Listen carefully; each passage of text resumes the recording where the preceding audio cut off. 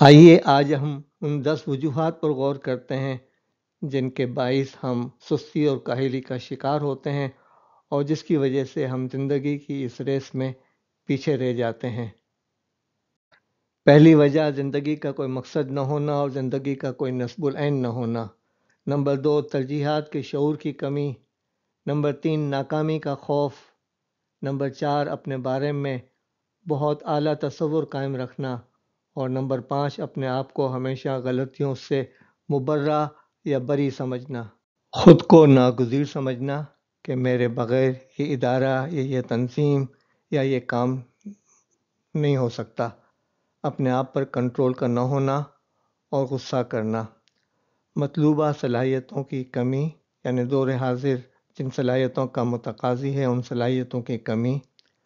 پہیہ اپنے طور پر ایجاد نہ کریں اس لیے کہ وہ بہت پہلے ایجاد ہو چکا ہے۔ زندگی اور موت کے معاملے میں صحیح تصور کہ یہ عمل کی دنیا ہے اور آئندہ حساب دینا ہے۔ وما علینا الا البلاغ۔